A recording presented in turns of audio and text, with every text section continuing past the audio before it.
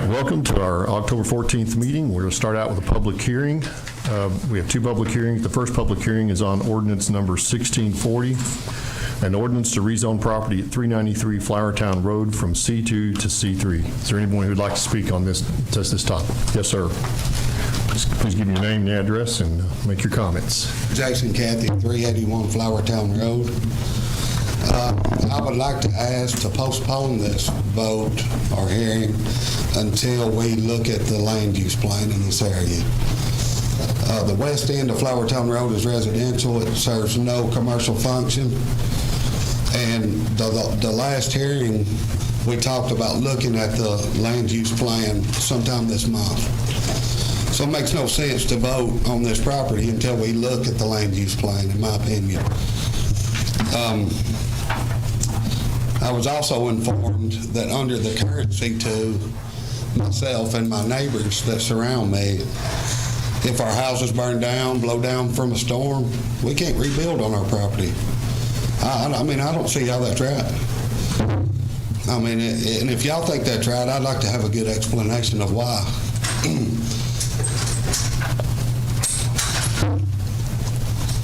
Anybody want to hear? Yeah, it's just a time for your comment. We just listen at this point. So, well, that's the reason why I think we need to postpone it until we look at the land use plan in this area. I mean, it makes no sense to even vote on it. I guess that's all I got to say.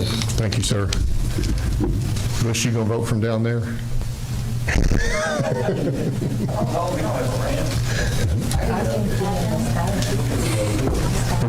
We'll get the fireman to carry you up. Actually, yeah, put him at the table there. Not ADA compliant? Yeah, apparently not with getting on the podium.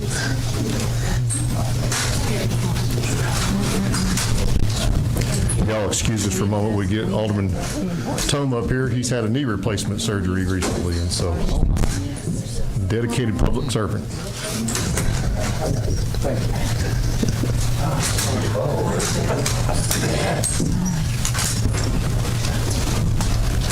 Who's your surgery?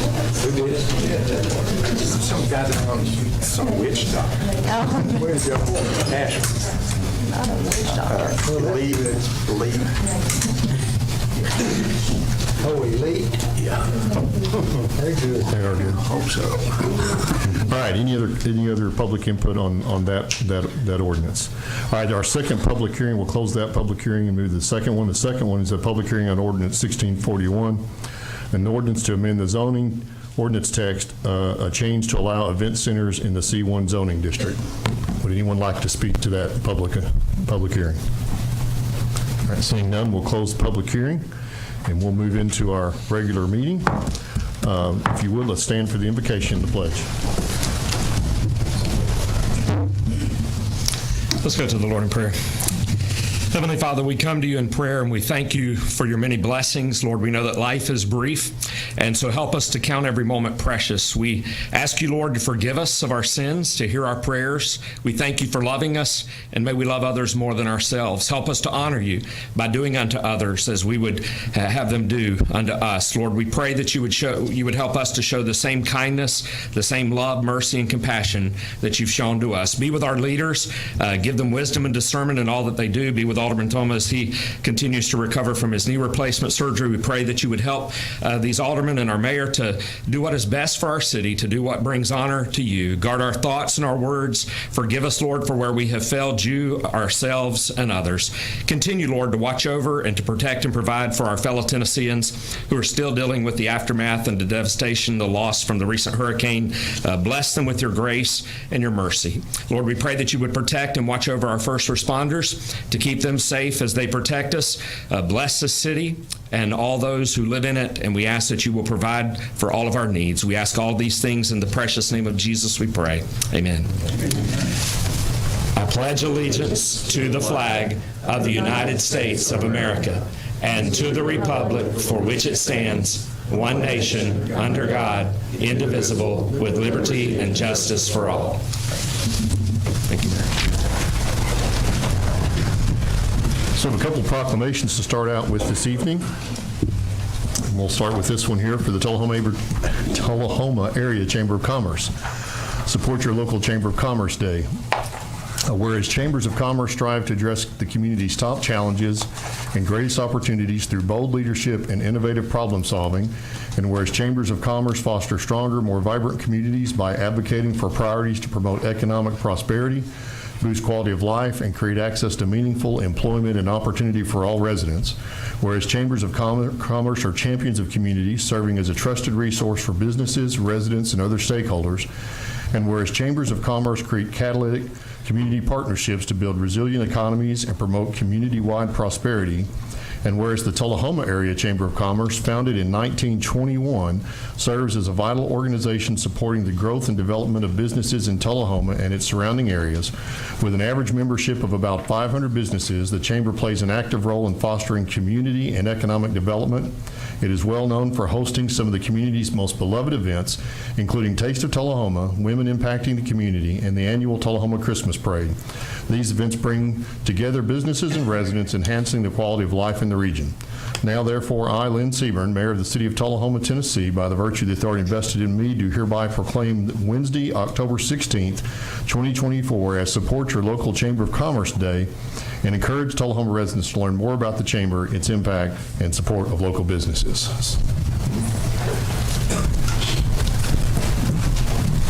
Is your president not going to come up? Actually, there are a few board members Yeah. and executive board members in the crowd. Staff. So please. Thank you, Mayor.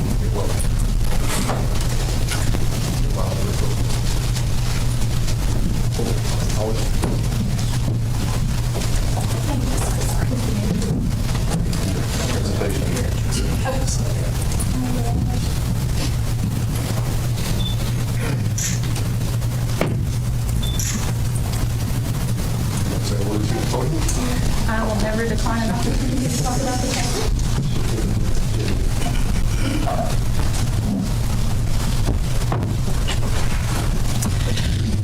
Well, Mayor, Aldermen, I would just love the opportunity to say thank you, because every single thing that we do, we cannot do without wonderful partnerships with our members, with our community, with our board of directors, and our ambassadors. So just a heartfelt thank you. And I know it's only October. Before we know it, though, we will be talking shop local, so I'm just going to go ahead and take this opportunity to plug that message now. Make sure that we shop local so that we can support the wonderful businesses that we have here and those to come. Thank you. Thank you. And our second proclamation for the evening is a proclamation for National Arts and Humanities Month presented to the Arts Council of Tullahoma. Whereas the nation's 110,000 nonprofits arts organizations, the National Endowment for the Arts, the National Endowment for the Humanities, the nation's 4,500 plus local arts agencies, and the Arts and Humanity Councils of the 50 states and the 6 U.S. jurisdictions have regularly issued official proclamation on an annual basis designating October as National Arts and Humanities Month. And whereas the arts and humanities embody much of the accumulated wisdom, intellect, and imagination of humankind, and whereas the arts and humanities enhance and enrich the lives of every American, and whereas the arts and humanities play a unique role in the lives of our families, our communities, and our country, and whereas cities and states, through their local and state arts agencies and representing thousands of cultural organizations, have celebrated the value and importance of culture in the lives of Americans and the health of thriving communities during National Arts and Humanities Month for several years, and whereas the arts and culture industry also strengthens our economy by generating $151.7 billion in total economic activity annually, $29 billion in government revenue, and by supporting the full-time equivalent of 5 million jobs. And whereas the arts and humanities are a vital part of the nation's economy, and the creative economy drives tourism, commerce, supports American workers, makes up 4.3% of the annual GDP, and is a $1.1 trillion industry. Therefore, I, Lynn Seaburn, Mayor of the City of Tullahoma, Tennessee, on behalf of the Board of Mayor and Aldermen, do hereby proclaim the month of October as National Arts and Humanities Month in Tullahoma and call upon the Arts Council of Tullahoma and our citizens to celebrate and promote the arts and culture in our nation, and to specifically encourage the greater participation by those said citizens in taking action for the arts and humanities in their town. Student Grace. I know.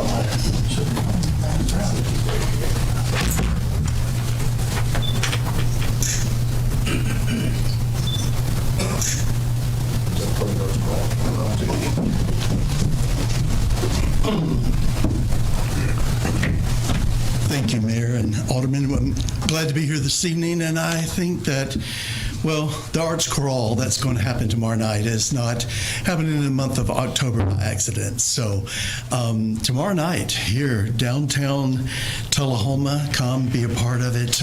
We have 40-plus artists that will be represented throughout our businesses and local establishments downtown. It is the Downtown Tullahoma Arts Crawl. We have about 16 or 17 businesses. Some of our retail businesses will be open late just for this event, hosting artists there. And so we encourage you to come and to be a part of that. Celebrate the arts, support the arts community through this event. And there'll be a lot of other things happening throughout the city by different agencies over the month. But this is the Arts Council's time to just kind of highlight the arts and highlight the arts here in Tullahoma and support our downtown and local.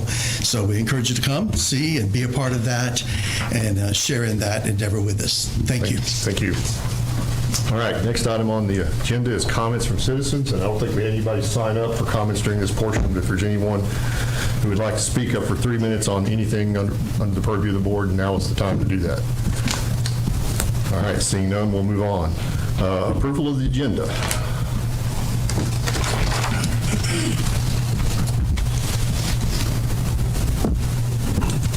Motion and a second.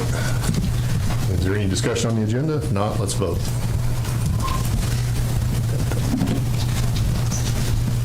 All right, 7 yes on the agenda. Always a good sign. Reports from the Aldermen. Matthew Bird, I'll start on your side this time. All right, thank you. I was able to meet with more directors of different city departments to learn the needs of their departments, including getting to see some behind the scenes of Public Works and Animal Control. I attended a slightly misty 41A festival, but still had lots of fun there. And then there was the National Night Out with our police and first responders. That was an incredible thing to see all of our squad cars together in one place.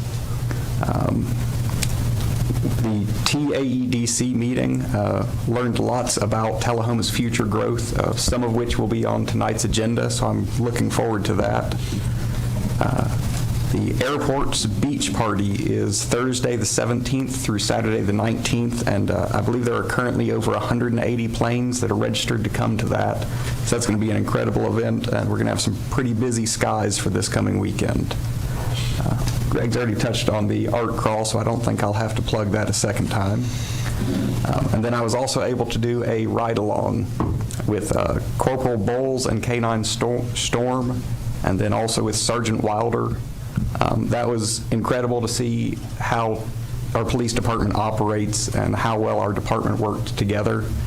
And I'd highly recommend for the rest of the board to call Chief Sons and set up a time to do a ride-along. It was incredibly eye-opening, something that I think we all should do so we can see how that department works. That's all I've got. Thank you. Alderman Wilson. Thanks, Mayor. So Friday, I had the pleasure of attending the Rock Creek concert series that the Parks and Rec put on. It was an 80s tribute band from Nashville that was the main event, an 80s rock band. It's such a good band. The stage was absolutely stunning. The lighting was incredible. I thought it was a pretty good turnout. It was fun seeing everybody sing along to all the songs that I know. And so that was nice. Just thank y'all for the job that you do over there. That's really important to bring the community together for things like that. Earlier on the Friday, I met with Parks and Rec about an upcoming project that we're working on, and also had the opportunity to tour the facilities. They've had some renovations over there. They look great. And also discussed the upcoming pickleball courts, which I'm extremely excited about. And I think that Tullahoma, that's just what Tullahoma needs. There's just a huge excitement around pickleball, and it's something that every age level can do, every skill set can do, and I think that that's going to be a big hit with the community. and also spoke worked with a citizen, facilitated between a citizen about a safety concern involving a house with some drug activity, and kind of serve as the liaison between our attorneys and city administrator, and just got the word earlier today that there's going to be some resolution enacted against that. So it happened really quick. I'm really proud of how our city administrator, Jason Quick, facilitated that situation. And I mean, within 30 minutes, I think that the police department and Mr. Quick was over at the property, so of the concerned citizen. So I am just proud of the job that we do. Thank That's you. all I have. Alderman McGee. First, I would like to just extend my condolences to firefighter Gregory Griffin in the loss of his wife. I also attended the school board meeting. I attended the National Night Out hosted by our Tullahoma Police Department. It was a great event. The kids had a ball. So thank you for doing that. I want to thank the Tullahoma Chamber of Commerce for inviting the Board of Mayor and Aldermen, giving us some insight as to what you all do. So thank you so much for doing that. And just we're here in Tullahoma, we're very fortunate to have Hope and Tisha leading our chamber. So thank you so much. Also on October 24th, I will be one of the speakers at the banquet being held for the Shepherd's House. And then I met with some middle school students and some high school students, and they wanted me to pass along to you, Mayor Seaborn, that Tullahoma needs a Chipotle. And I told them that I would pass that along. That's Winston's job. He's Winston. tell Winston. And then lastly, I will be having my 4th annual trunk or treat on October 26th from 1 p.m. to 3 p.m. at Jefferson Street Park at the Cook Street entrance there at the basketball courts. There will be pizza, there will be a cakewalk, there will be a ring toss game, face painting, just a day of fun for the kids. So that's all. Thank you. Thank you. Coach? No report tonight. No report. Thank you. Alderman Glick. I just want to thank everybody in the community and the people that facilitated the hurricane relief efforts that we sent to the victims of in Tennessee, North Carolina. And thank for everybody that took part in that in any way that you did. Also, I'll be getting on queue with the Tourism Council and Industrial Board shortly, but I don't have any reports on that yet. Thank you. I just have a brief follow-up with Matthew on the fly-in in the museum.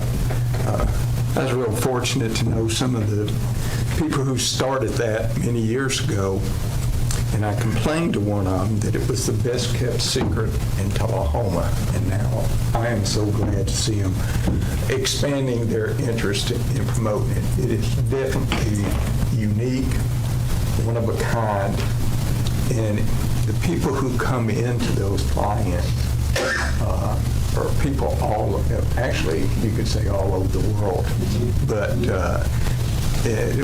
we've shown that this community can support it, and I hope to continue.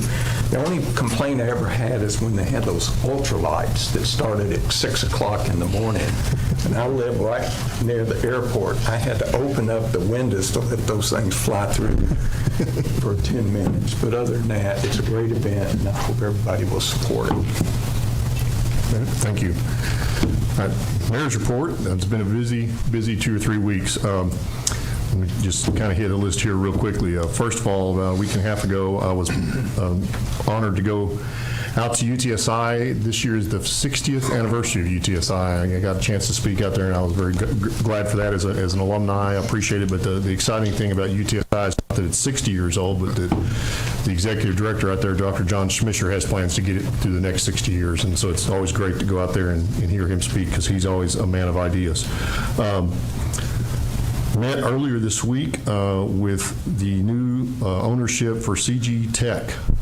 That's the company that has bought out the assets of Microcraft here in town. Is going to keep that machine shop open. So we're very excited about that. And we had a great visit with them.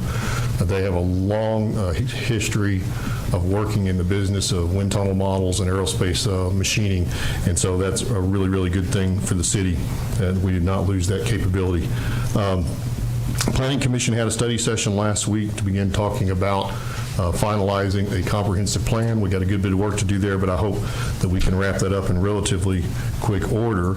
I'm also supposed to announce for the Planning Commission, we have a vacancy on the Planning Commission, but it's a special vacancy because it's for the member who has to live in the urban growth boundary.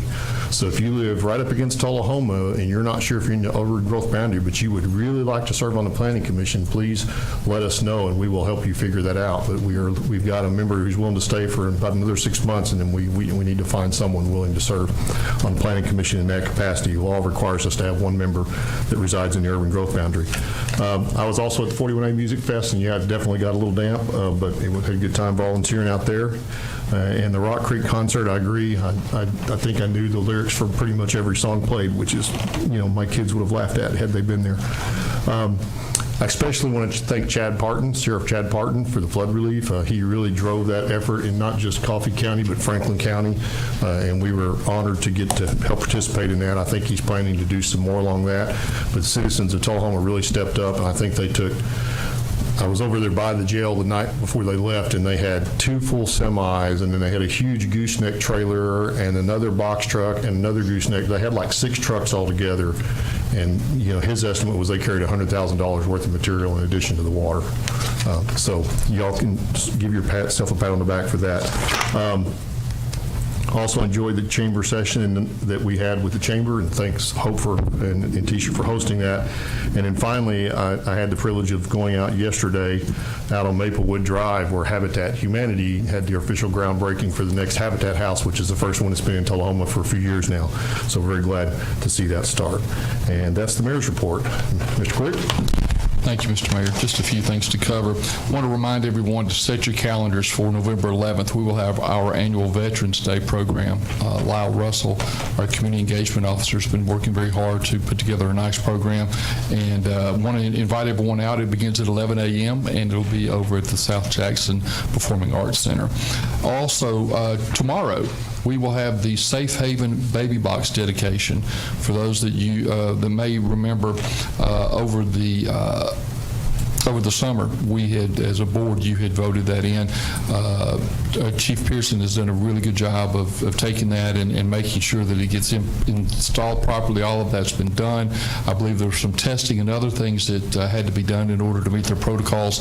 All of that has occurred. So at 4 p.m. tomorrow, I invite you to come to the Safe Haven Baby Box dedication. From Parks and Recreation, just a few things. On Saturday, October 26th, from 10 to 1, the Tullahoma Wildcats and Friends Baseball Clinic is going to be held again. I believe this may be the 3rd or 4th time. It's really a nice opportunity for our major leaguers who have come through Tullahoma, and even some of our college stars come back. They do a clinic for the first 100 kids who appear ages 7 to 12. So I just want to say thank you in advance to those that are coming back. I know we have some that are flying in from out of state just to participate, and I think that's a huge give back to our community to work with our young people. Baseball tournaments ended in October, travel ball. We had 17 tournaments for baseball and softball here, and that consisted of over 300 teams from 5 different states. So that continues to be a large tourism attractant for us, because again, if you think those that are coming, they have to eat, the gas, they'll shop, and other things. So that's been a really big boost for the city of Tullahoma. Also, as a reminder, the junior NBA registration for our youth began October 1st. We'll go through November 15th. Typically, we have 200 plus players that sign up for that, and it's a really good opportunity for the kids kids to play together and for our Recs department to be able to support them. Leaf pickup begins in November. I know that's already understood by many. I've driven through several neighborhoods in the past couple of weeks and noticed they've already got their leaves at the ditch and they're ready to go. But that will begin in November. I want to echo what Hope Nunley mentioned earlier about Shop Local. The Downtown Association is something that we have really started to invest a lot more time and energy from the city's perspective in trying to bring our downtown vendors and business owners, building owners in, combine that with our Chamber of Commerce, who already works so well together with them, and then add what we can to try to continue to create economic opportunity, to drive economic opportunities to downtown. We continue to get a lot of energy from that and some good ideas, and we're looking for those ideas to turn into results. Speed detection signs for Bel Air. If you'll remember, we had a tragedy back over the early fall back in September. Had a young man that was killed. One of the things that we're doing, we're installing the speed detection signs. Butch Taylor and I went out today and looked at 3 different locations where those signs will be placed. That should occur sometime over the next week or so. So we're looking forward to that, and I know that our citizens on Stone Boulevard particularly are very focused on this, and we look forward to seeing the results of that. I do want to recommend that from the CG Tech visit, the feedback that we have, and I know, Mayor, you saw this as well, the principal owners are from out of state, and they cannot get over the amount of support that we have provided them. One of the meetings that I attended, our own Winston Brooks was able to get TVA to the board, Tennessee Department for Community and Economic Development to the board. We had those from the Coffee County Industrial Board, and they continue. I've gotten emails and a call from some of them just saying thank you for that support. So I just want to say kudos to Winston for what he has done to go out and help resurrect something that we all had a lot of heartfelt memories of, and I think that's just been a good relationship off the right track, and I think it's going to go forward. Last thing, over the course of the next 2 weeks, I'm going to be attending the GovCon conference in Knoxville. It's based on economic development, something that Lyle and Winston Brooks and I will attend, and then I'll be at the TCMA meeting for the fall conference next week. That's my report. Thank you. So our next agenda item is consent agenda. So unless there's any discussion on the consent agenda, which hopefully there's not, let's vote. I'm sorry. Did you have a request to speak? No. Oh, I'm sorry. Well, he's not. I just motion. He's reminded me that we generally ask the attorney if they have a report. Do you have a report, Mr. Fortune? Okay. It wasn't on our agenda, actually. See, you read his mind. I asked them to leave it off. So we get to ask you anyway, because, yeah. Good catch, though, yeah. All right, so we have a motion and a second on the consent agenda. If you would, let's vote.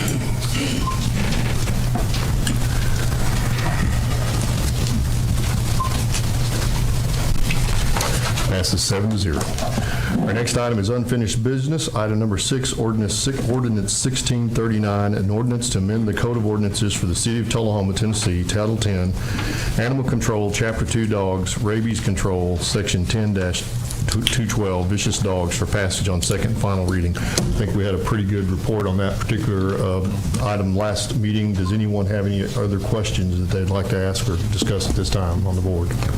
I would like a request. I wonder if we could have a side caption on the law and call it Bruiser's Law. I think that was the name of the, I just think it'd be a nice gesture, and just wondering if we could add that in. So that's, just make that a motion to amend the title, and would anybody like to second that? I would. Yeah. All right, so I think that captures that. Well, we can have a motion to vote on it as amended if that's suitable for everybody. I think we can do that, right? We'd have to vote on the motion to amend first. We're not really amending the content, we're just amending the title. I would say, well, let's just take a vote as amended. Oh, okay. Yeah, is that okay with everybody? All right, let's vote on the motion as amended.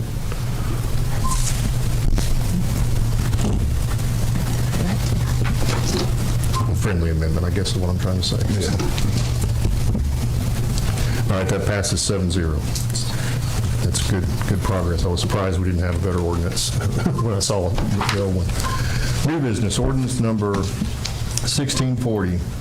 An ordinance to amend the zoning map of the city of Tullahoma, Tennessee, as set forth in the Tullahoma Municipal Code to rezone a parcel located at 393 Flowertown Road from general commercial C2 to neighborhood commercial C3 for passage on the first of 2 readings. Can we get a report on this particular one? Do you mind? My understanding, and Charles, please back me up if I'm wrong, we have a business building owner who has a building that they are looking to turn into an event center. It's located on East Lincoln or West Lincoln Street. That's the wrong one. That's the wrong one. That's the one on Flowertown Road. Flowertown Road. Charles, I'll let you handle that. Do you mind? Got ahead of us, Mayor. Sorry. So what we're using, we're going to allow is going to be residential uses in that C2, all that corridor zone C2. We're going to amend that to neighborhood commercial district, which allows for residential use, so people can actually build a house there. It was a single-family house that was there before, and now they're just wanting to move back and just very much a demo. That's what I understood from the planning committee. Can you comment on the gentleman's comments earlier that would prohibit people from building? No, this would allow people to build. Currently, right now, it's zone C2, so you could not build there, especially for residential uses. So this would help his case with that. Okay. How would it help?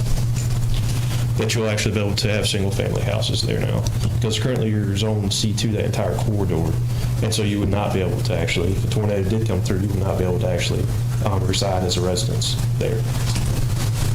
So keep in mind, this is the first of 2 readings, so we can research that sort of thing just a little more. But as I was on the planning commission, it was my understanding we were trying to make it where people could build houses and live there as opposed to blocking that, sir. So we can verify that a little more carefully. Okay, you just answered the question. Because you remember we discussed that. Any board members want to discuss that or ask questions? And Charles, just to reiterate, so as it stands right now, if the house, if something came through a natural disaster and destroyed it, they would not be able to rebuild their houses. But under this new thing that we're voting on tonight, you would actually be able to rebuild a house there. Is that correct? Yes, ma'am, correct. Yes. Okay.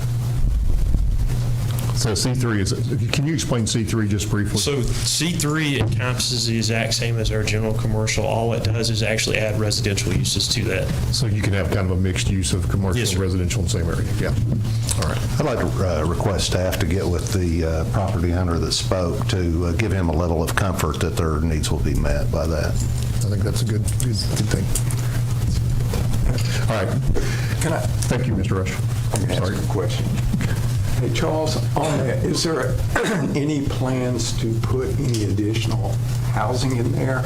Or is this just to protect the existing owner so we can build his house back if Yeah, so currently right now, we're looking at the future comprehensive land use map for that to allow, because most of that is still used as residential. It does make sense for some commercial to continue to actually be built there, because we do have a large development in Summerlin going in right across the road. So it would make sense for us to continue to develop that corridor as commercial. But what I'm going to propose is probably that we rezone that to neighborhood commercial, so it does allow for residential in case something does happen for that. Yes, sir. in the event? Okay. But yeah, now, if the board doesn't mind, I'll just make one additional comment there that, yeah, that's going to be looked at the planning commission, but there's no guarantee how long that might take. It could take us a little while to get that done. So Correct. I wouldn't want to wait on it. So. All right. Any other questions or comments? No. Do we have a motion to approve? Yes, we do. Motion by Byrd, second by Glick. Sorry. All in favor? Let's vote. All right, 7 yes. That's on first reading. Next item is also an ordinance for passage on the first 2 readings, an ordinance to amend the zoning ordinance of the city of Tullahoma, Tennessee by amending section 404 commercial districts, adding to the allowable central commercial district C1-10 event centers for passage on the first of 2 readings. Mr. Quake, do you want to just Give your explanation now. Hit a redo on that one. Yeah, we have a building in downtown Tullahoma that the owner is looking to make an event center from. If you look at on the information that's provided to you in your packet, the event center is not actually listed on that. So we're just looking to add the term of event center to that, if we will. As I understand it, we're doing that just for clarity's sake. Correct. It's just nothing more than just text addition to what we already have. Any comments or Let me questions? ask a question on it. Are there any other zonings that already have event center in it? Because I didn't see any, the stuff I read. Not that I have seen. No, So sir. this would add something new. Any other comments? I'll just, one comment to that, Bush. I think you could interpret the existing commercial as allowing a commercial event center. So, but if it makes it clear and it helps the property owner feel secure in that, then I'm all for it. Any other comments or questions? Do we have a motion? We do. So we have a motion by Alderman Glick, second by Alderman Byrd. Let's vote.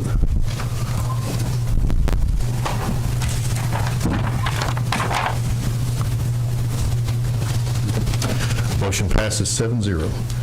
New business, item number 7, ordinance number, I'm sorry, jump down, sorry, item, we're already in new business. Item number 9, item number 24-140, accept donation from the Joe Moon Foundation of $10,000 to the Parks and Recreation Department.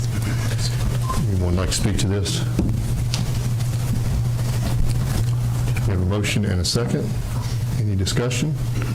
I'll just say that I was part of getting the Joe Moon Foundation started. I wasn't on the board, but I was instrumental in helping to get that started right after Joe's death. And they did a good job of raising money. I don't think the board members were able to carry on, but they were wanting to just turn over all the money they had raised over to the city for a viable project, and it's a really good project that they turned it over for. It would, if anybody that knew Joe would know that Joe always said, "I'm a baseball guy," and also anybody that knew Joe would know that he cared about kids an awful lot. So I think it's a perfect thing to name after him.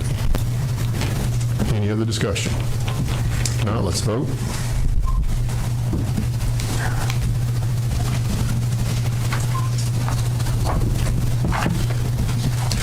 Motion passes 7-0. The next item related, I think, is Resolution 2008, a resolution designating an athletic field in Tullahoma, Joe Moon Field. We have a motion by Alderman Glick, a second by Alderman Wilson. Any other comments there? This is to dovetail on the other one. I got a little bit ahead of myself of saying of naming the ball field after him, but this is the ball field that the funds that the Joe Moon Foundation were going to help support. I think it's specifically for a scoreboard upgrades on that field. But it is. It used to be called Wagner 3 softball field. It's out by Greenfield. You can see it right from Highway 55 at Wagner Park. Cool. It is now converted over to what's called a 50-70 Little League field. It's a mid-size field that takes kids from Little League size fields up to, it's a bridge to the full-size baseball field like the Babe Ruth Field or Crider Stadium. So I think it's fitting that that field be named after Joe. Okay. It's much better than, what'd you say, Wagner 4 or something? Wagner 3, yeah. It was, much better improvement. All right. If I also may, I think it would be nice, and this is on the same subject sort of, but I would like to see if the staff could look into coming up with a formal naming process for any facilities or streets or anything that we name after somebody, and then guidelines to go along with it of how it's handled after that. And everybody here knows Joe Moon, probably. There might be some new people in town that don't, but years down the road, who is going to know who Joe Moon was, why this field was named after him, and things like that. So I think every field, street, or whatever ought to have either a record at City Hall or a plaque on the building, like it could be fitting at that location, that has something about Joe Moon, because it's not the field or it's not the street that it's about that we're honoring the person. So I think we need to remember that. And because how many people I know, Jerry knows why Grider Stadium's named Grider Stadium. How many people know why D.W. Wilson Community Center is named D.W. Wilson Community Center? We need to remember these things, and I'm afraid some of this stuff is already lost to history. And I worked at the rec department for 36 years, and I'm not sure exact story of why D.W. Wilson is named D.W. Wilson. That's where my office was. So I really think that we need to go back and try to recreate some of that history, and let's get and catch up on a record of that stuff, and then in the future catch it. Sounds like a good opportunity to cooperate with the Historical Society. I think it does. It also goes back to Coach Mathis had asked some time back that we consider naming a street after Allen Harris. And that's something that is not lost on us, and it's something that would definitely fall within these parameters. So kind of doing some eye shot over here with Lyle. We're going to make sure we get this done. So we'll have something for you to approve as far as process protocol going forward. All right, any other comments on this item? If not, let's vote.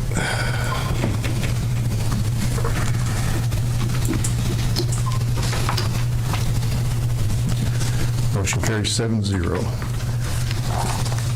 Resolution 2009, a resolution to approve a UDAG loan application for CG Model Tech.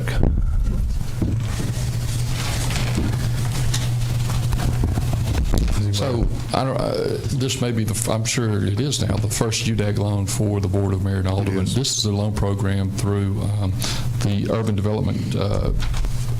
Department of Housing and Urban Development. It's a program they have that allows local municipalities to provide some kind of financial support for incoming businesses or businesses that exist now. As I mentioned earlier, this is a great opportunity, and I think in something I wrote is kind of rising, the phoenix rising from the ashes. I know that when Microcraft announced that they were closing, it really caused a big dark cloud over a lot of us, just because we all have those memories of what Microcraft has meant to this city for so long. In meeting with the new owners, they have a very strong foundation for what their operations are going to look like. They presented financial information, employment information, which includes hiring many of the former employees of the company formerly known as Microcraft. So it's basically, this loan is going to be used to help them stand up. They've already secured adequate funding for the building and assets, but they had a little gap that they need to close in order to feel very comfortable moving forward. If I remember correctly, Mayor, they said they were cutting metal in November 1st, so they're ready to get going. They already have contracts lined up. They already have work lined up, which is tremendous. So I think this is a good opportunity for the city to promote bringing on a new company, quote-unquote new company, to Tullahoma. Thank you. Any questions on that? I do. Yeah. Tell me the mechanics of a UDAG. We need a motion in a second. Oh, yeah, let's have a motion in a second on that. All right, thank you. Go ahead. Now, the mechanics, what's the responsibility or liabilities for the city, if any, and just kind of give me a general idea. There's no liability for the city. What this is we have a revolving loan program that actually came from the original Microcraft getting a grant. And when they paid it back, we were allowed to keep it and re-lend it to other businesses, and we've made over 40 loans in this program. These are secured loans, so there is real property secured against these, and so, and we charge 4% below prime, so there will be interest coming back on this. So the payments from the businesses go back into this fund to fund other businesses. Yeah. I like the concept. I just want to make sure the liability to the city if they fail, that we're not, you know, when you say there's no responsibility, we just have to make sure that the collateral that it's based on is adequate to take care of the loan, and it failed. So on this particular application, the building itself is going to be the collateral. We'll take a second position on it behind the original lender from the bank, or lending from the bank. How much is it? The building? No, $250,000. How much? $250,000. So that building. Wasn't the last one that we approved wasn't for the mall? Yes, we did one for the mall. Yeah, I thought so. Maybe about 4 months ago. Any other questions? I just wanted to kind of echo, I spoke with Winston earlier this morning, and I'm glad Bush brought it up because I just wanted to say that after talking with Winston and realizing that the city's risk is extremely low for this, that made me quite comfortable knowing that that there is real property as a collateral so that the city is safe. That was my main concern. All right. That's into comments. Let's vote.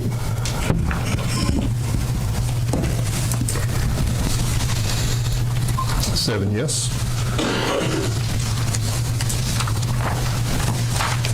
Next one, Resolution 2010, an initial resolution authorizing the incurrence of indebtedness by the City of Tullahoma, Tennessee, not to exceed $6 million by the execution with the Public Building Authority of the City of Clarksville, Tennessee, of a loan agreement to provide funding for certain Tullahoma City School projects. All right, so we're going to get a good description of this, I assume. Yeah. We have members from the Tullahoma City Schools in the audience, so however they want to move forward. Thank you. Hank Jordan, Director of Business for Tullahoma City Schools. And to provide a little context, maybe a little background of what you're reviewing tonight. We need a motion to hear. Yeah, do we have a motion? A second, please. Sorry. Thank you. No, I got to remember to look at that. Go ahead, Mr. Jordan. To provide a little context, maybe that'll help with where we are tonight.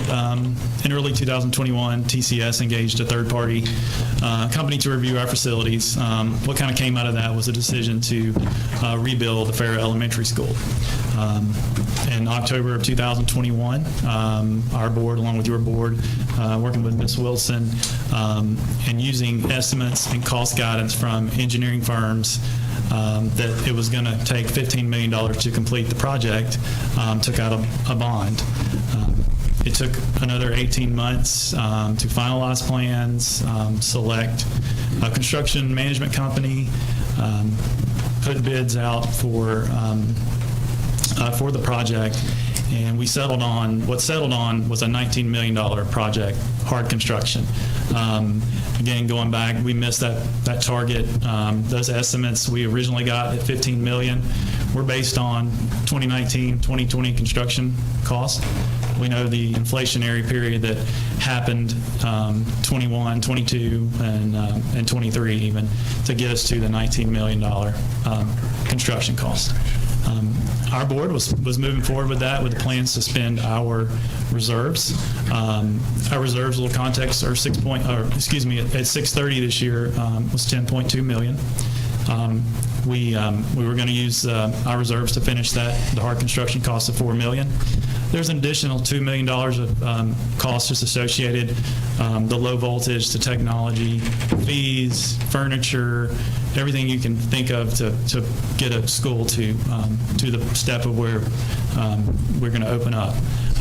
In discussion with Ms. Wilson, she recommended or put the idea out there, have you considered taking out an additional construction loan instead of using your reserves? We took her information, our board met, we looked at the capacity to service the loan. We feel like with our current sinking fund debt service that we have, we can service this additional loan on top of the existing loans that we have without having to actually, with just what's coming in on that sales tax sinking fund. We think it's prudent also to save those our reserves. We certainly have a lot of other aging buildings that we know we have identified needs, improvements. We know that Tullahoma is experiencing a lot of growth or planned growth, and we know that it's stressing some of our elementary schools currently. So we do know that we will need to address that at some point. So that's brought us here today with this request, and I'll certainly answer any questions if you have any. Thank you, Mr. Jordan. Any questions for Mr. Jordan? What are the terms of the loan? There'll be a 3-year period. This is kind of a draw period. At that point, after 3 years, the loan converts to a 20-year term loan. We'll pay it out over the 20 years. There's interest due, though, in the 3-year period. You know what your interest rate is that to be paid later? We have been, the current rate that's out there is 4.85%. That is not, they can't lock that in until we go through the whole process and hopefully get to the closing table in a certain period that they've given us to do that. Is it a municipal? I have a representative here, if maybe for more specifics on the loan from Tennessee Municipal Bond Fund. If you want to ask that, Kevin, you mind? Please, Mayor. Yes, please, and could you just go ahead and give us a brief overview? Yeah, absolutely. Thank you, Mr. Mayor, members of the board. Kevin Krasinski, I work for the Tennessee Municipal League Bond Fund Program, and thank you for the opportunity to be here tonight. Very pleased to get in front of this board. Tullahoma has been one of the longest and best supporters of our program.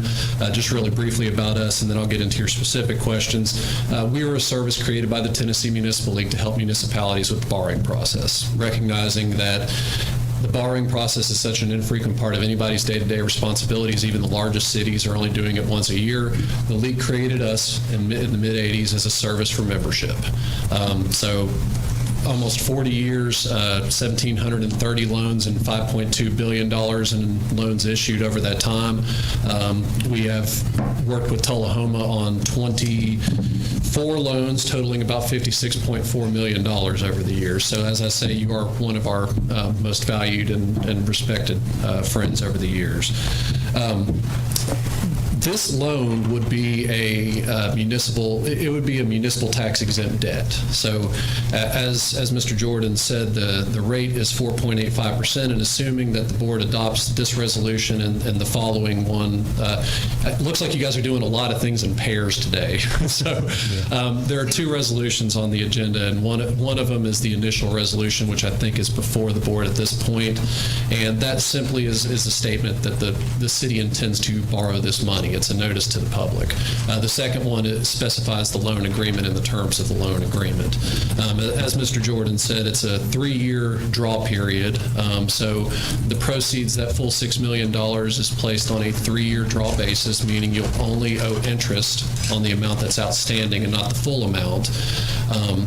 And then the rate on that will be 4.85%, tax exempt. We work with and partner with an in-house bond and tax counsel, and they deliver a valid binding tax exempt opinion that allows the banks to offer a lower interest rate than they would if you were a taxable borrower, of course. The rate is 4.85%, and that's fixed for 5 years. So what that means, right prior to the 5th anniversary, the bank has the opportunity to revisit that rate. They will notify you and us of the rate if the rate changes, and at that point you'll have 180 days, 90 days to decide if you want to stick with the loan, if you want to go with a new loan, refinance, pay it off, however you would like to proceed at that point. Does that answer your question? Yeah, it does. I was curious, this has been backed by the city of Clarksville with the, I noticed the option too that it can be sold, so. That is a great question. That's probably the most frequent question that I get in my work. Not to bore you with too much state law minutia, but under state law, there are 3 ways a city can borrow money. You can issue your own notes, anything $5 million, 12 years or fewer. You can hire a municipal financial advisor, an underwriter, a bond and tax counsel, and a rating agency, and you can structure a municipal bond issuance, or you can enter into a loan agreement with the public building authority. We are not municipal financial advisors. We are not underwriters. We are a public building authority. It just so happened that when the league was setting this up, the city of Clarksville was a instrumental participant, so they created the public building authority that we administer. So it is simply the public building authority, city of Clarksville, in name only. The purchaser of this loan will be Citizens Tri-County Bank, which I believe has a branch right across the street from you, and they've been fantastic to work with over the last 4 years for us. So we're very happy to have them as a part of the program. Cool. Thank you. I have a question. So the repayment of this loan, is it relying on the city sinking fund? The one, so it would, that sinking fund is supported by our monthly sales tax. Yes. Is correct. So, I mean, the only thing that gives me pause, or something that gives me pause, is, even as you can see, our tax revenue's down. And, what happens if our sales tax just continues to decrease, or, would we still have enough sinking fund to cover the debt? Yes. We have the capacity for this, both in that what we're putting in annually versus what the current debt structure is, and also because there is a large reserve. So should there be any kind of issues with sales tax funding, there is still a large reserve that can backfill that. Mr. Jordan, if you don't mind. So just to clarify, because I kind of had the same question, I'm going to ask it again in a different form, because I'm not sure I followed all that. So this loan will be repaid out of school funding sources, correct? The school. It won't be paid out of the city budget. It's going to be paid out of the school budget, right? Correct. That portion that goes into our sinking tax fund that we're paying all our debt currently. Yeah. It would be in that. And so you have your reserves. I'm going to do a two-part question, and I'll look at that with you. So, but you also mentioned you might spend other things on reserves. So what's your policy going to be in terms of reserves to make sure you can service the loan? So it's actually two separate pots of reserves. So your answer your question about what Sue was speaking on, the sinking fund reserve has $2.5 million, and that can only be spent on debt, right? And our general purpose reserves, like I said, a little over $10 million. Projects that we would see, HVAC emergencies, right. HVAC repairs. This year's budget has $600,000 in there in reserve use to replace the high school locker rooms. So projects like that we know we've identified needs. We'd rather preserve them for those type. Plus, we know again that we're going to be looking at some elementary school expansions. We know we need to keep those reserves. Yeah, so I'll make that the third part of my question, and then I'll yield the floor. Do you have any projects outstanding in the near future that will require an additional bond issue? I wouldn't say that we don't. Obviously, again, looking at specifically, looking at Robert E. Lee probably needing an expansion. We haven't really gotten to the point where we've got engineers involved and engaged the true cost of what that would be. Okay. But there could be something that, in the next 2 to 3 years, I'll be standing here again. Just I'm trying to understand the groundwork. Yeah, exactly. I have a quick question, another quick question. Does the school have a sort of comprehensive plan on, the needs that we're going to see in the future as far as building schools and upgrading schools and some sort of future building plan so that we can Capital improvement plan, I guess. Yeah. Again, I'll reference that report that was done in 2021. It looked at all our facilities.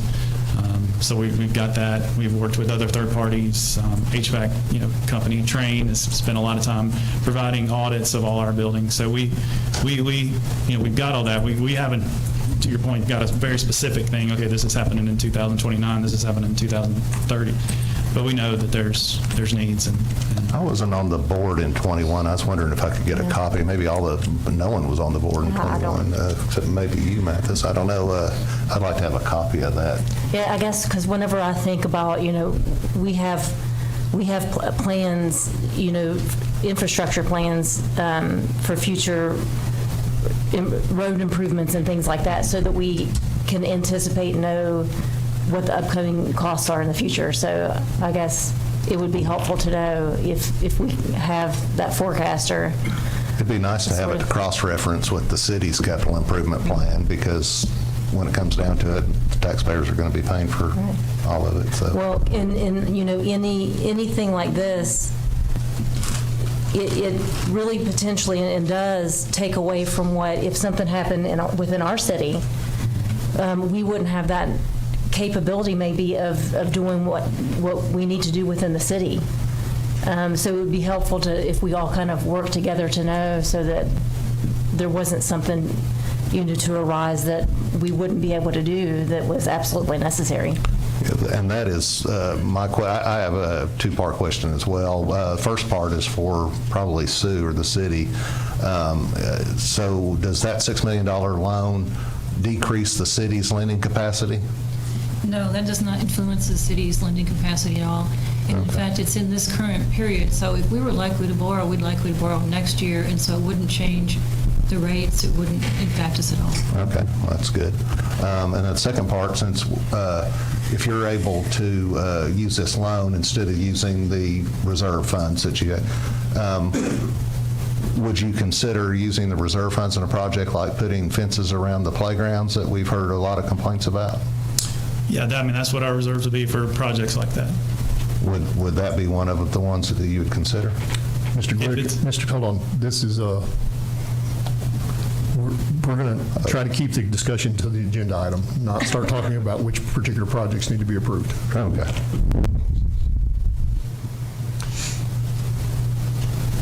So as far as the planning part, I think that's one of the things I would like to see us do. Every budget year is kind of have a little get-together with school board and talk about capital projects and what's the future looking like. And it's always every year the 5-year plan looks different, right, because of the budget and the economy and the growth of the city. So I think it's something we need to be continually focused on an annual basis. And I just think we need to roll that in part of our annual process if it's not happening already. I think to some extent it is happening already. Any other questions or comments? All right, are we ready to vote? Let's vote.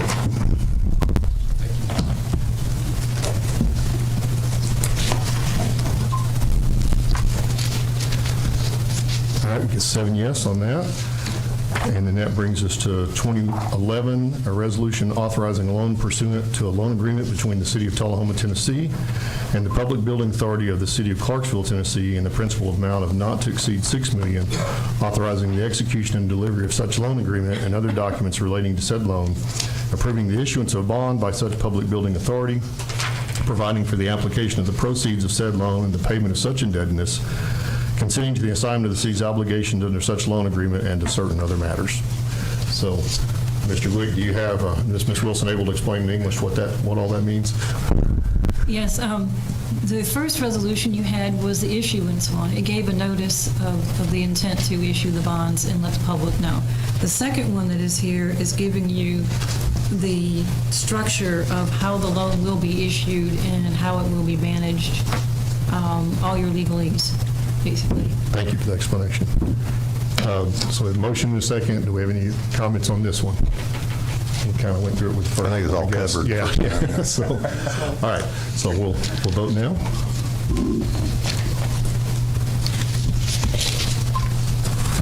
And that passes 7-0. So, all right. On to the next item, a resolution to amend the City of Tullahoma FY25 operating budget. Actually, I guess this one is related as well, isn't it? Is this one related as well? The operating, this is a different one. Okay, I'm sorry. So we have a motion on this one so we can have discussion. Alderman Glick is keeping me in line. Yeah. All right, we have a motion second. Discussion. Mr. Glick, or sorry, Quick. Y'all names are too similar.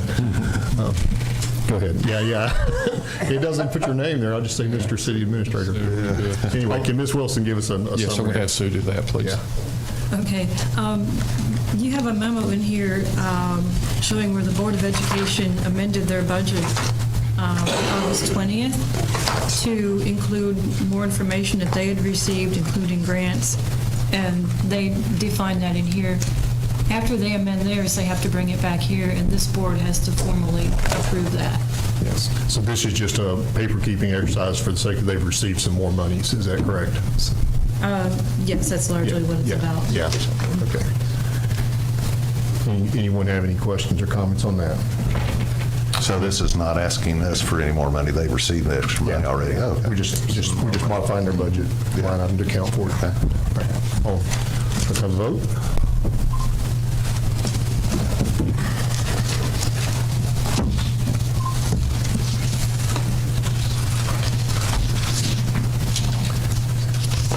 7 yes.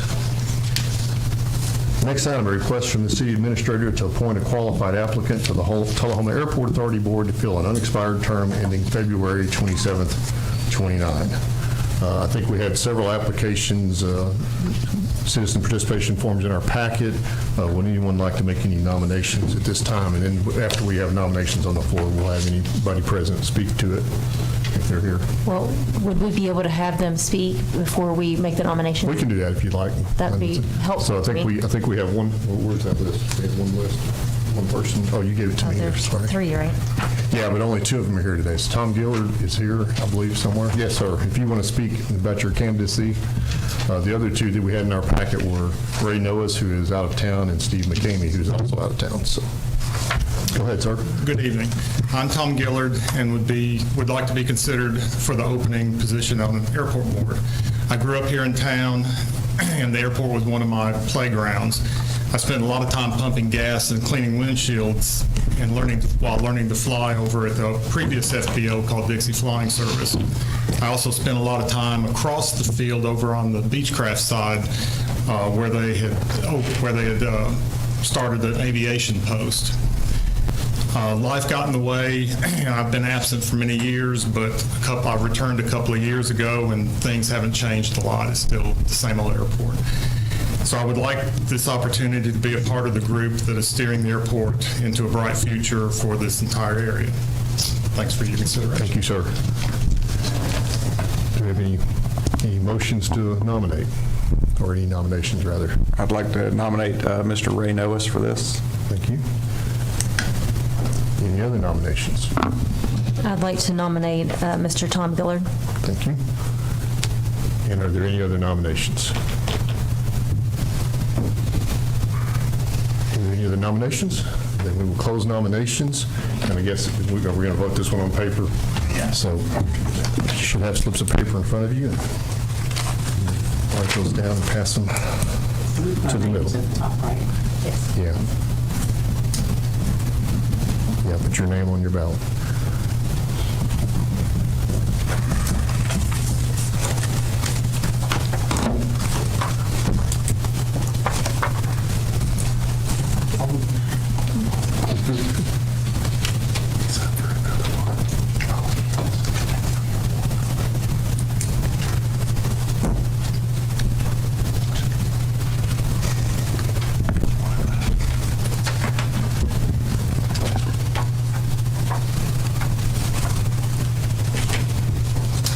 Mr. Glick voted for Mr. Gillard.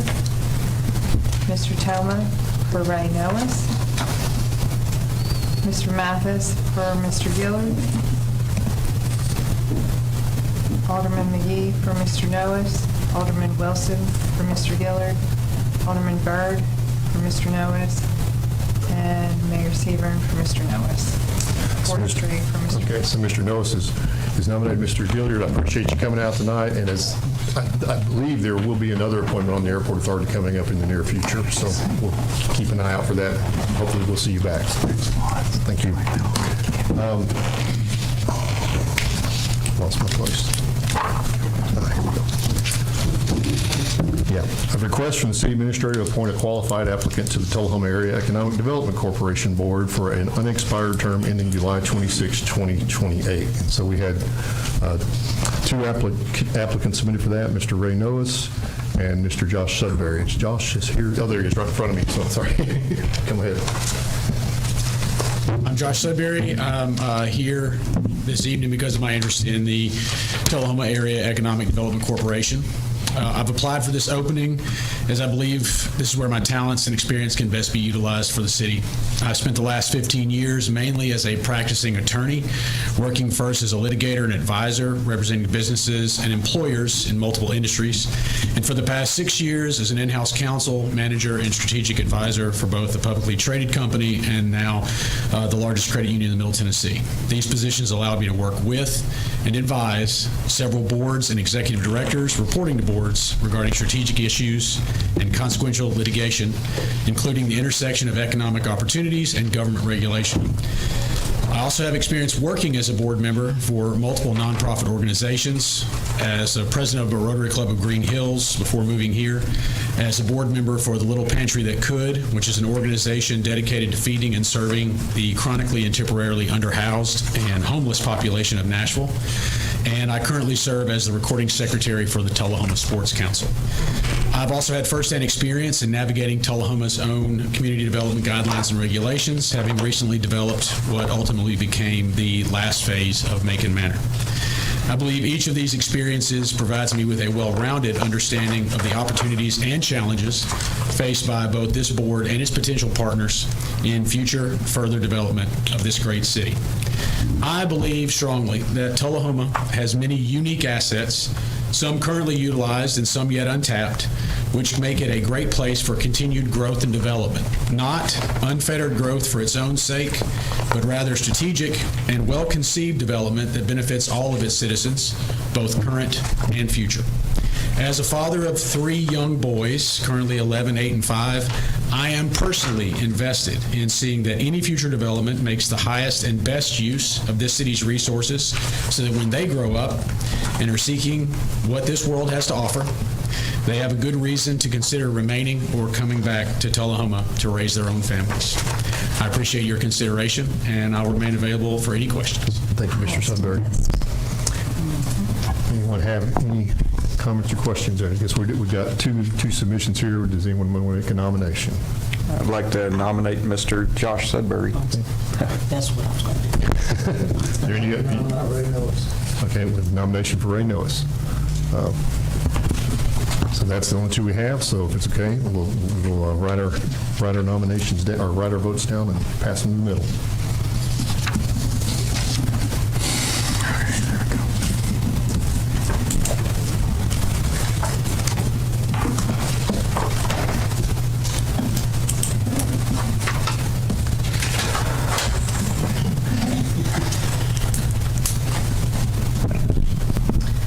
Alderman Toma for Sudbury, Alderman Glick for Sudbury, Alderman Mathis for Noes, Alderman McGee for Sudbury, Alderman Wilson for Noes, Alderman Byrd for Sudbury, and Mayor Seaman for Sudbury. Congratulations, Mr. Sudbury. Look forward to working with you.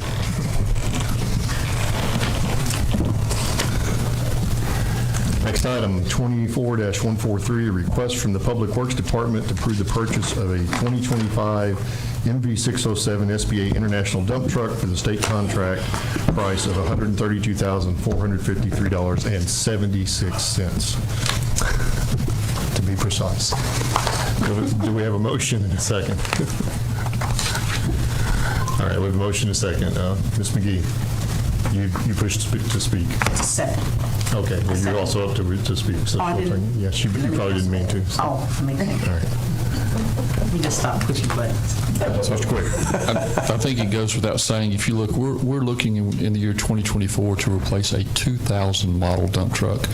And I attest that long usage to come from Butch and his crew about how well they maintain their vehicles. However, a dump truck after about 24 years of service is probably all you're going to get. Right now, this truck is inoperable, has been since last year. I strongly encourage you to pass this request so we can get this order placed and take a little load off of some of our other maintenance vehicles and some of our people. Thank you. Any questions on that? That's 76 cents. I don't know. I'd just like to say rest in peace, 2000 dump truck. Yeah, So I guess I get another 20. all right, let's vote.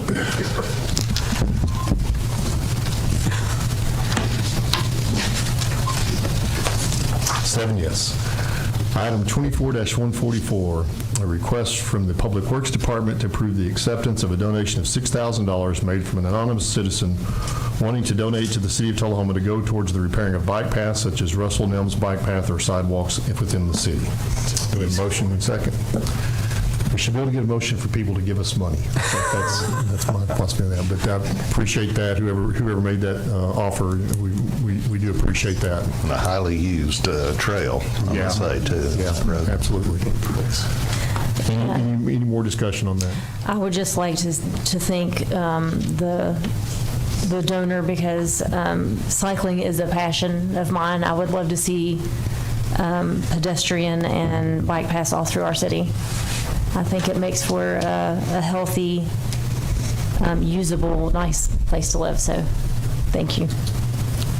Just take this chance also to remember Russell Nelms. He was my age in school when he was tragically killed, and the path was named in his honor. So as in keeping with what we were talking about earlier, let's remember Russell Nelms too this time. Appreciate that. All right, let's vote.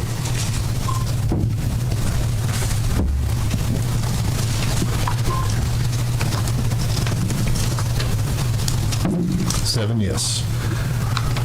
Item number 24-145, a request from the Public Works Department to approve the milling, paving, and striping list for fall, spring paving of city streets, included in the FY 24-25 budget, not to exceed $650,000. Real quick, I know that the topic of paving is one of a great interest to a lot of the public. Can we get just a few words about? Yes, sir. Have y'all approved it? We got a motion in a second, yeah. Okay. Yeah, obviously paving is something that's on everybody's mind these days. I want to, again, I'm going to applaud Butch. If you will look in your packet, you're going to see a list that he has put together. When it comes to paving, Butch and his crew, they don't just drive the streets to look or wait for people to call. He has an unbelievable spreadsheet that he is able to use that is broken up into quadrants, and it's able to assess what streets need it the most. He's already has everything drilled down to what it's going to cost per paving per project. And I don't think that they were able to show this to you, Mr. Byrd, when you were there, because when they said they didn't, I was like, oh, go get him. Because when I sat down with them and was able to look at it, it was a very scientific approach to how we go about paving. So what we have here in your packet, you'll see we have the streets that Butch and his crew have looked at, they have assessed, and based on this report, this is what we need to be looking at doing. He's also included some sample pictures of areas that are going to be looked at to be repaved. We have a budget of $650,000 that we'll be using in order to do this paving. If approved, I think we're going to start pretty quickly, aren't we, Butch? Yeah, we want. This fall, we'll try to get what we can. The main objective is the board approves. West Lincoln here, we get it. That shape plus we also do the soapbox derby down that hill and it's getting to the point where it's not safe to do that. So we're looking to do West Lincoln from Jackson Street all the way down to Cedar Lane, and then all the other neighborhoods that you see listed. Anyone have any questions? I've got one, but I'll let everyone else go ahead. Butch, I didn't notice on here, to me, two of the worst streets for striping are one sitting out here in City Hall at the intersection of Jackson and Grundy. And the other one is Cedar Lane going in to Jackson Street. If I was coming in from Tullahoma on Cedar Lane and didn't know it, especially on a rain day, you wouldn't know where the turn signals are there. Is that being Are you talking about striping? Striping. Yeah, I'm talking about paving. We actually have $700,000 in the budget. I brought the 650 at this point because there are unforeseens in the pavement. And you never know what you hit. On the Mayor Street, year before last, we run into some hiccups there that we had to do some repairs that were unforeseen. So we have 50,000 reserve. I'll come back to the board with a list of streets to stripe, but I want to make sure we get through this paving process first to get that completed, make sure I don't have any hiccups along the way that I need additional funds. Yeah, I would strongly suggest you go out here and look at those two, because to me, it could be that's the worst intersection in the world is coffee. That section. On Cedar Lane and Jackson, whoever designed that, it's not my pay grade right now, but it's absolutely dangerous. Yeah, it'll be one that needs to be brightened up. We have several others that's going to need the same, so yeah, we'll definitely. And I asked before the meeting, but I'm going to ask it so he can answer it publicly. You know, was this the only paving going on, or we still have the ability to do patches and potholes and stuff? If you want to comment on that. Yeah, we'll all through the year, through the fall, we'll be patching. We patch probably every week somewhere, someplace, somehow. Not always the best we can do. This time of year, it gets to the point where we can't get asphalt, hot asphalt to patch with. We have to use what we call cove mix.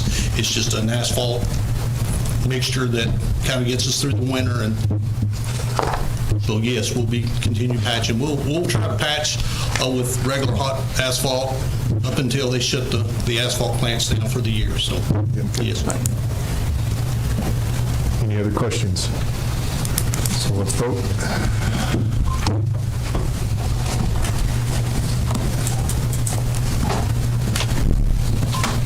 Voted passed 7-0. Next item, 24-146, a request from the Parks and Recreation Department to approve staff recommendation to retain the service of Blues Design, a professional consulting engineering firm, to provide preliminary services related to development and construction of outdoor pickleball courts and related park improvements at Cascade Park for a fee of $8,000 and authorize the mayor to sign the agreement. So we have a motion and a second from Ms. Wilson, who has the right to speak first, and she seems to be interested in pickleballs. Do you have any comments, Ms. Wilson? I'm just all for it and excited. I hope that this was approved today. Any other questions about the pickleball? All right, so this is just money to do the study for the design. So if you would, let's vote.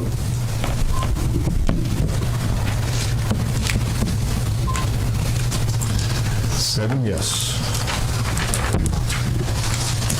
Item 24-147, a request from the city administrator to approve the purchase of a 2020 Chevy Tahoe from Russell Barnett Ford in the amount of $42,580 for the use of TAEDC and the city as needed. Mr. Quick?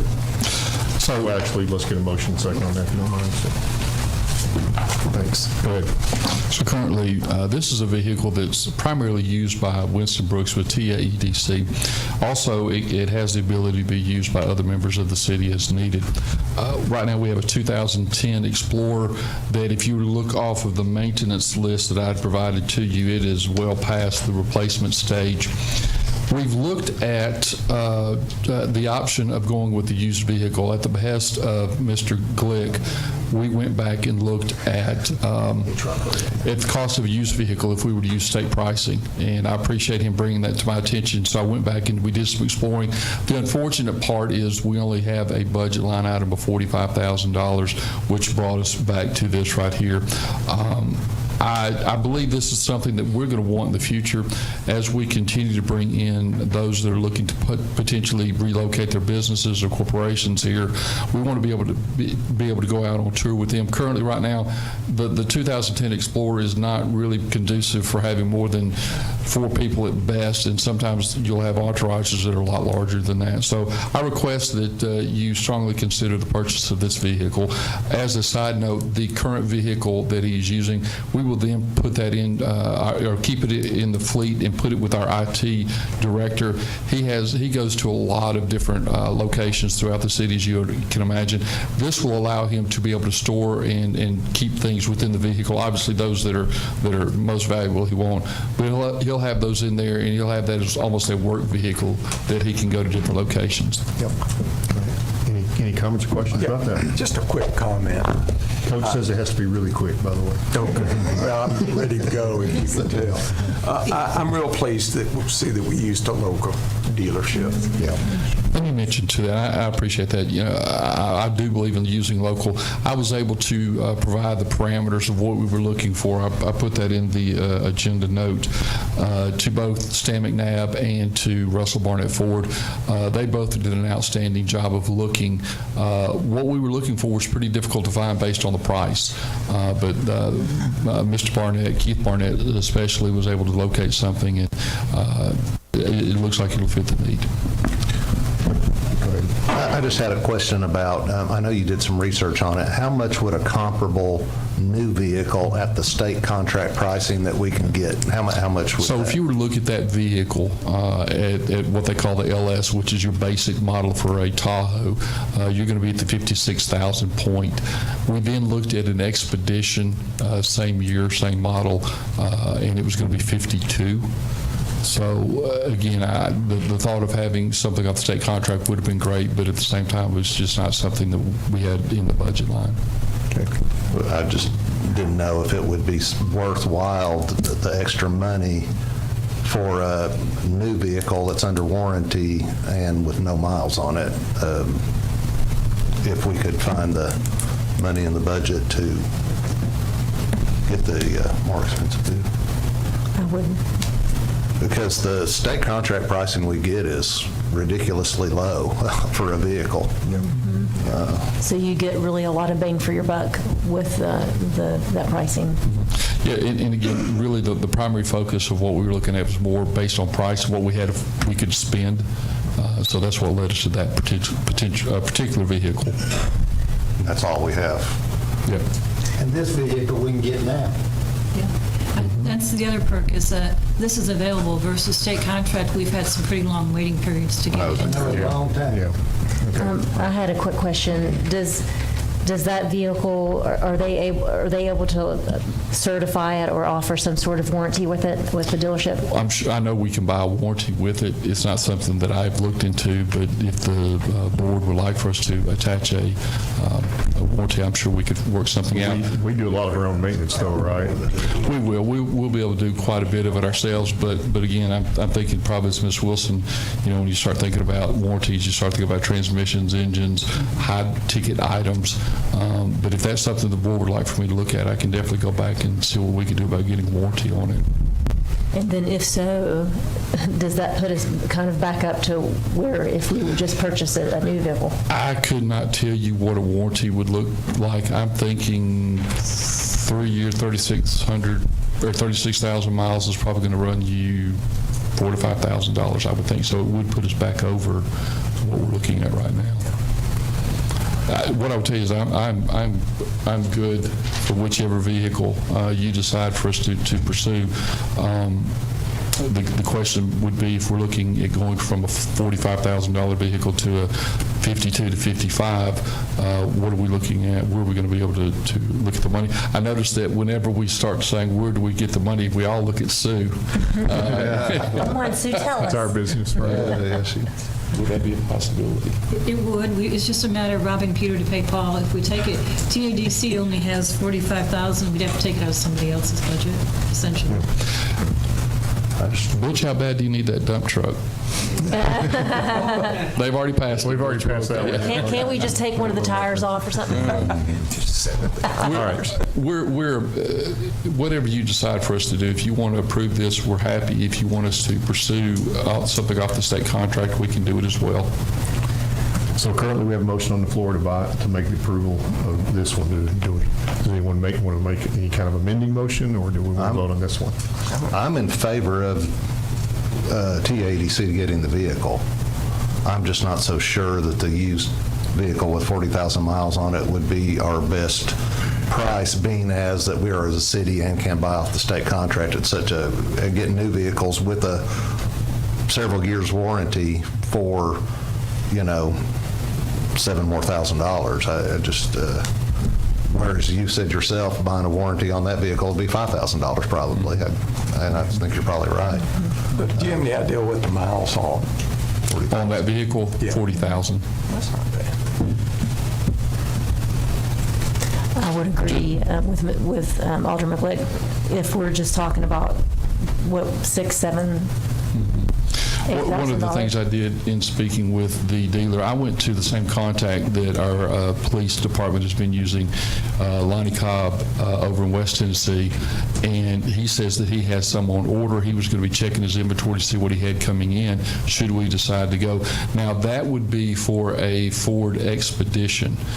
If we were looking at a different make, we could go through him maybe to get a GMC or a Chevy, he said, but he strictly is a Ford dealer. And would it be the same size, same seating and all that stuff? They're comparable, maybe a little bigger Ford is. So we're starting to repeat ourselves here, so let's make a decision. Do we want to ask them to go look for another option and bring back the next meeting, or do we want to move forward on a vote here? I guess I'll amend the motion to, or I'll present a motion to amend to hold it off till next meeting to where we could research how quick we could get an expedition and what the exact price would be. I just think a new vehicle at the price we can get them for is a better buy for the city. The only way we can handle it, I think we can just withdraw the motion, can we? Do we want to just withdraw the motion? Ms. McGee does, and Mr. Glick, you can withdraw your motion, and then we're just asking him to go. Because it doesn't make sense to me to make a pass a thing telling him to go do something, and it's not really a purchase. So just to reiterate, I'm in favor of them getting a vehicle. I just want us to get the best vehicle for the money. I mean, it seems like it would last longer. A new is going to last longer. It's going to have the warranty. I would say bring a couple options. I will. We can pick. Definitely. Thank you. All right, item 22, item number 24-148, request from the city administrator to accept the purchase process for a 7.1 acre parcel located on Maple Hill Drive for the purchase price of $29,000.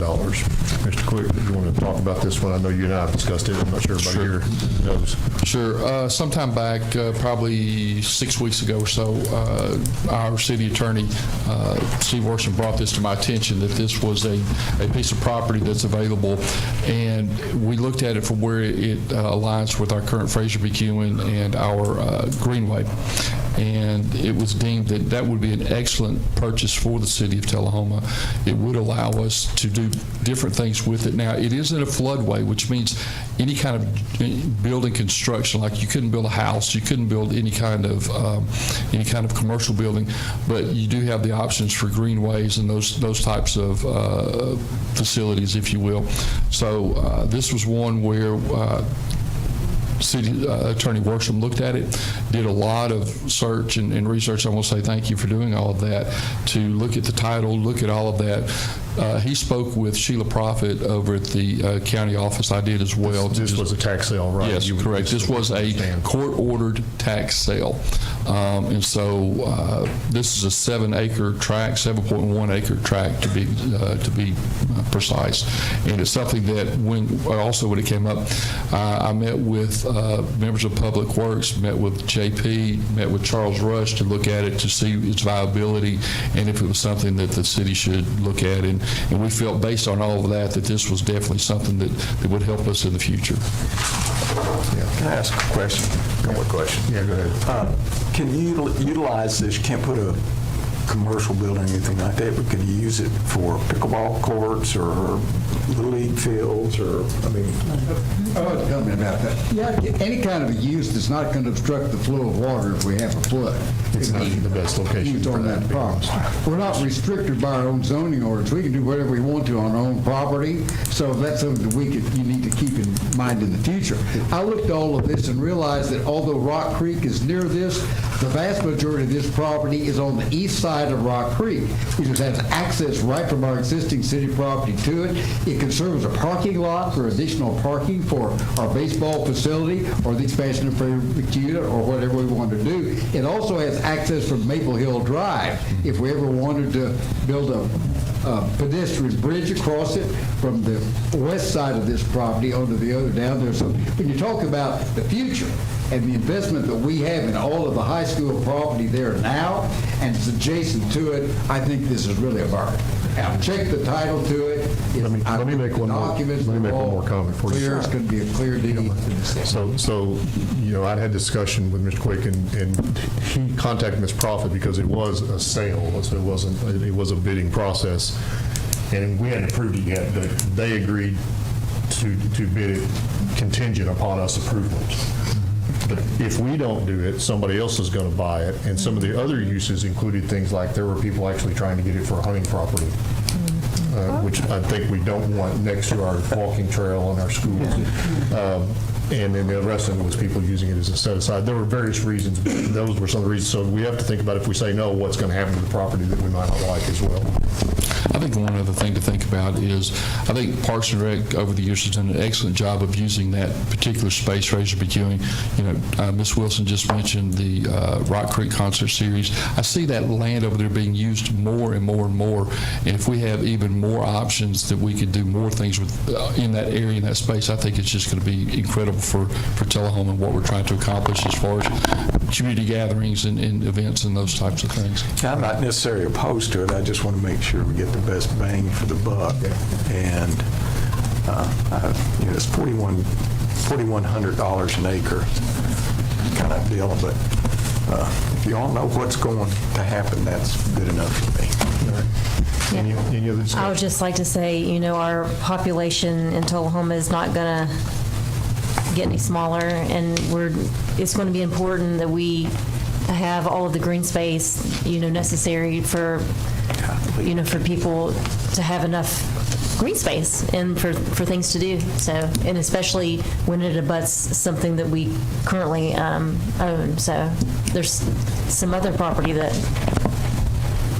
I think would be a good idea to get a hold of that we'll talk about later. All right. So it's getting late, so if it's okay with y'all, let's vote on this. I think everybody had something to say.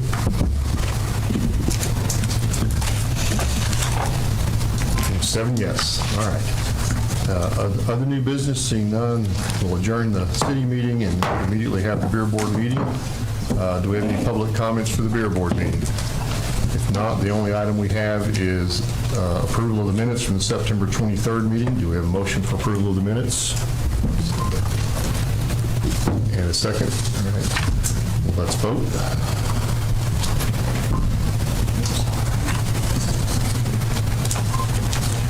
And pass 7-0. With that, we are adjourned.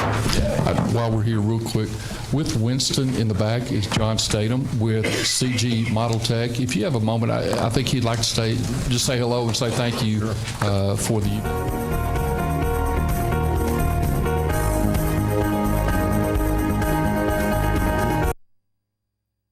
trees. The mother was killed, and these were brand new babies.